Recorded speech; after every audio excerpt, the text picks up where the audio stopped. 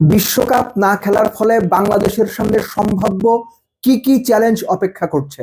Number one, জরিমানা গুনতে হতে পারে, আর্থিক জরিমানা। নাম্বার টু, বাংলাদেশ আগামী টি-20 এবং ওয়ানডে বিশ্বকাপে হয়তো সরাসরি খেলার সুযোগ পাবে না, কেননা র্যাঙ্কিং কমে যেতে পারে।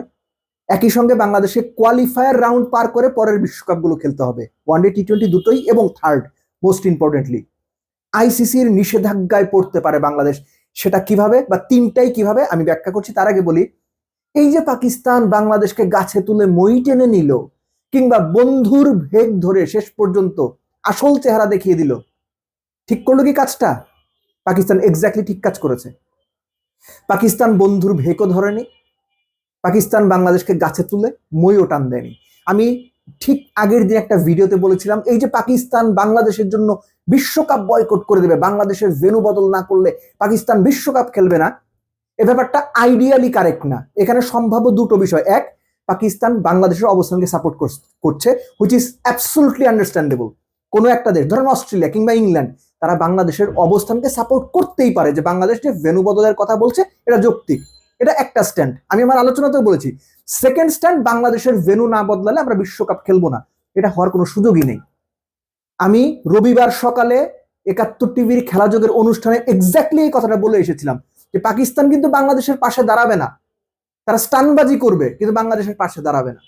কিন্তু আমাদের দেশের অনেকেই এই একটা ইস্যুকে এমন ভাবে সামনে এনেছে যে পাকিস্তান বাংলাদেশের জন্য জান দিয়ে দিচ্ছে, এবং আনফরচুনেটলি বাংলাদেশের দর্শকদের একটা বড় অংশ এগুলো বিশ্বাস করেছেন। বরাবরই আপনারা এগুলো বিশ্বাস করেন, কেননা সত্যি কথা, যৌক্তিক কথার গ্রহণযোগ্যতা সবসময় কম, অর্ধসত্য, অর্ধমিথ্যা এবং কোনো প্রমাণ ছাড়া হাবিজাবি কথাবার্তা বাংলাদেশের মানুষকে খাওয়ানো খুব সহজ। এভাবেই আপনাদের খাওয়ানো হচ্ছে বছরের পর বছর।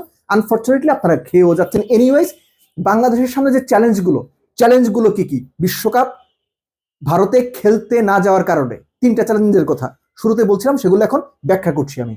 বিএসটিআই অনুমোদিত দেশের প্রথম electrolyte drinks active plus, be hydrated, stay active. প্রথম, financial challenge.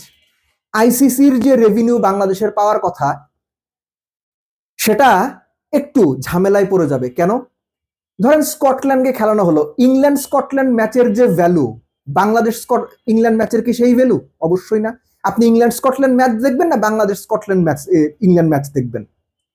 West Indies Scotland ম্যাচের যে ভ্যালু, বাংলাদেশ ওয়েস্ট ইন্ডিজ ম্যাচের কি একই ভ্যালু? না। এখন আইসিসি যদি বলে বাংলাদেশকে যে ব্রডকাস্টার সহ বিভিন্ন কারণে তোমাদের বয়কট করার কারণে আমাদের আর্থিক ক্ষতি হয়েছে, ক্ষতিপূরণ দিতে হবে, বাংলাদেশ সেই ক্ষতিপূরণ দিতে বাধ্য। এবং তারা কি করবে? আইডিয়ালি তারা কি করবে? তারা তখন বাংলাদেশকে যে ক্ষতিপূরণের অঙ্কটা জানানো হবে, বাংলাদেশ আইসিসি থেকে যে রেভিনিউ পাবে বা পাবার কথা, সেখান থেকে ক্ষতিপূরণের অঙ্কটা কেটে তারপরে বাংলাদেশকে দেওয়া হবে। কিন্তু যদি ক্ষতিপূরণের অঙ্কটা বাংলাদেশের প্রাপ্য অঙ্কের যেতে বেশি হয়, বিসিবির পকেট থেকে টাকা দিতে হবে। সহজ করে বলি, ধরেন আইসিসি দাবি করলো যে বাংলাদেশ বিশ্বকাপ বয়কট করার কারণে তাদের ১,০০০ টাকা লস হয়েছে, বাংলাদেশ আইসিসি থেকে পাওয়ার কথা ৭০০ টাকা। ৭০০ টাকা তো কেটে রাখবেই, এবং উল্টো বাংলাদেশের ওই যে ১৩০০ না ১৪০০ কোটি টাকা আছে, ওখান থেকে আরো ৩০ টাকা দিতে হবে, ৩০০ টাকা দিতে হবে। সো এই বিষয়গুলো আমি বিশ্বাস করি সম্মানিত বোর্ড সভাপতি আমিনুল ইসলাম বুলবুল তিনি জানেন, তার যে যোগ্য পরিচালকরা আছেন তারাও জানেন, এবং ব্যাপারটা তাদের মানে আলো বিবেচনাতে আছে, এবং এটার এগেনস্টে কি স্টেপ নেওয়া যেতে পারে বা এরকম হলে কি স্টেপ নেওয়া যেতে পারে, এটা তাদের প্রিপারেশন আছে। Number two, qualifier. আপনি কি মনে করছেন যে আইসিসি বিশ্বকাপ খেলতে না যাওয়ার ফলে যে পরিস্থিতিটা তৈরি হচ্ছে বা সম্ভাব্য হতে যাচ্ছে, তাতে আইসিসি চুপ করে বসে থাকবে? ধরেন বাংলাদেশের যে অস্ট্রেলিয়ার সিরিজটা আছে, অস্ট্রেলিয়া বললো আমরা খেলতে যাবো না, আমাদের কিছু প্রবলেমস আছে। এর আগে এরকম হয়েছে? আসলো না। অর্থাৎ আপনার ওয়ানডে বিশ্বকাপের যে কোয়ালিফাই করার জন্য যে ম্যাচগুলো আছে, সেখান থেকে 3টা ম্যাচ কমে দিল। ভারত তো আসবেই না, ধরে নেন সেপ্টেম্বরের যে শিডিউল কমে গেল। অর্থাৎ আপনি যে ম্যাচগুলো খেলে সরাসরি 2027 ওয়ানডে বিশ্বকাপে কোয়ালিফাই করতে পারতেন, দের ইজ এভরি চান্স বড় দেশগুলো বাংলাদেশে আসার যে কথা সেগুলো পিছিয়ে দিতে পারে। তখন কিন্তু বাংলাদেশ পয়েন্টের কারণেই স্বাভাবিকভাবে পরবর্তী বিশ্বকাপে সরাসরি কোয়ালিফাই করতে পারবে না, এবং টি-20 বিশ্বকাপ না খেলার কারণে বাংলাদেশের র্যাঙ্কিং কমবে। এবং যে র্যাঙ্কড দলগুলো সরাসরি বিশ্বকাপ খেলবে বলে নিয়ম আছে, বাংলাদেশ যদি সেই র্যাঙ্কের বাইরে থাকে, টি-20 বিশ্বকাপের জন্য আলাদা করে কোয়ালিফাই খেলতে হবে। বিরাট ঝামেলা। থার্ড, সবচেয়ে বড় ঝামেলা, খুব ঠান্ডা মাথায় মন দিয়ে এটা শোনেন, বিএসটিআই অনুমোদিত দেশের প্রথম electrolyte drinks active plus, be hydrated, stay active. কেন খুব মন দিয়ে শুনতে বললাম? এটা পুরোপুরি সাংগঠনিক বিষয়। আইসিসি বাংলাদেশকে চাইলে স্বল্প এবং দীর্ঘমেয়াদে নিষেধাজ্ঞা দিতে পারে। কেন? এই যে বিসিবির সবশেষ ইলেকশনটা হয়েছে, যে ইলেকশনের মাধ্যমে সম্মানিত বোর্ড সভাপতি আমিনুল ইসলাম বুলবুল বোর্ডের দায়িত্বে এসেছেন, যে পরিচালকরা এসেছেন, এই নির্বাচন নিয়ে অভিযোগ এরই মধ্যে আইসিসির অফিসে জমা আছে, অফিসিয়াল কমপ্লেইন ডকুমেন্টেড জমা আছে। আইসিসি যদি মনে করে এই যে ডকুমেন্টেড অভিযোগ, এগুলোকে তারা পুনরায় পর্যালোচনা করবে, পুনরায় এগুলো নিয়ে কাজ করবে, এবং সেখানে সরাসরি বলা আছে সরকারের হস্তক্ষেপ হয়েছে।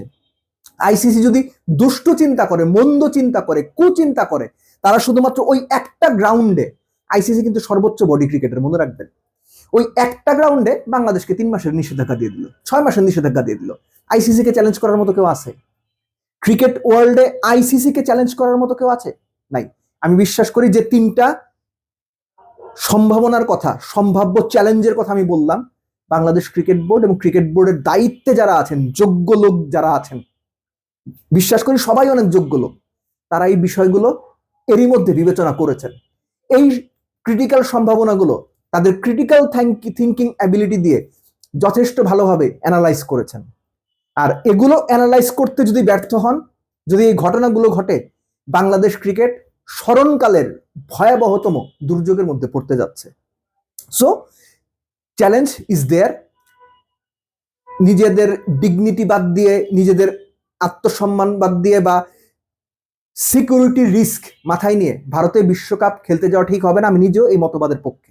বাট একই সঙ্গে এটার কনসিকুয়েন্সেস গুলো সামনে যখন আসবে, বা এগুলোর পরবর্তী রিয়াকশন গুলো সামনে যখন আসবে, বিশ্বাস করি বাংলাদেশ ক্রিকেট বোর্ড সেগুলো মোকাবেলা করার জন্য প্রস্তুত থাকবে এবং খুব প্রফেশনালি, দক্ষতার সঙ্গে এগুলো মোকাবেলা করবে। কেননা আপনি যখন একটা স্ট্যান্ড নিয়ে ফেলেছেন, সেই স্ট্যান্ডটাকে ভ্যালিড করার জন্য পরবর্তীতে যে চ্যালেঞ্জেস সামনে আসবে, সেগুলোকেও যোগ্যতার সাথে, শক্ত হাতে ডিফেন্ড করতে হবে। লাস্টলি, পাকিস্তানের বিষয়টা নিয়ে সবাই খুব উদ্গ্রীব ছিলেন, পাকিস্তান বাংলাদেশের পাশে দাঁড়াবে, বিশ্বকাপ বয়কট করবে। এটা হয় না রে ভাই, এটা হয় না।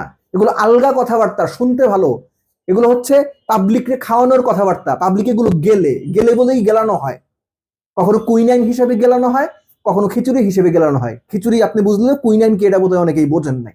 সার্চ করে নিন, গুগল করলে পেয়ে যাবেন কুইনাইন কি। সো পাকিস্তান তাদের জায়গায় ঠিক আছে। বাংলাদেশের জন্য, বাংলাদেশের স্ট্যান্ডের জন্য, বাংলাদেশের বিশ্বকাপের ভেন্যু বদলের জন্য পাকিস্তান যেন বিশ্বকাপ খেলবে না। বিশ্বকাপ পাকিস্তান খেলবে, পাকিস্তান বিশ্বকাপ চ্যাম্পিয়ন হতে চায়। তাদের প্রিপারেশন আলাদা, তাদের চিন্তা ভাবনার ধরন আলাদা। সো পাকিস্তানকে দোষ দেওয়ার কিছু নাই। পাকিস্তান যদি বাংলাদেশকে সাপোর্ট করে থাকে, ফ্যান্টাস্টিক, ফাইন এনাফ, কিন্তু এর চেয়ে বেশি কোনো কিছু না। বাংলাদেশ এই চ্যালেঞ্জটা নিজেরা নিয়েছে, বাংলাদেশ ক্রিকেট বোর্ড এই চ্যালেঞ্জটা নিজেরা নিয়েছে। এই চ্যালেঞ্জ মোকাবেলাও তাদেরই করতে হবে। আমরা শুধু এইটুকুই দোয়া করতে পারি যে বাংলাদেশ ক্রিকেট যারা চালাচ্ছেন, যাদের নিয়ন্ত্রণে, যে যোগ্য মানুষদের নিয়ন্ত্রণে বাংলাদেশ ক্রিকেট বোর্ডটা আছে, তারা যেন পরবর্তীতে যদি কোনো পরিস্থিতি বা জটিল পরিস্থিতি তৈরি হয়, তারা সেটাও দক্ষতার সঙ্গে হ্যান্ডেল করে বাংলাদেশ ক্রিকেটকে এগিয়ে নিয়ে যাবেন। আর যদি না পারেন, যদি আবার ব্যর্থ হন, তাহলে ওই যে একটু আগেই বলছিলাম, বাংলাদেশ ক্রিকেট তার লোয়েস্ট পয়েন্টে গিয়ে দাঁড়াবে এবং তার দায় এই ক্রিকেট বোর্ডকে নিতেই হবে।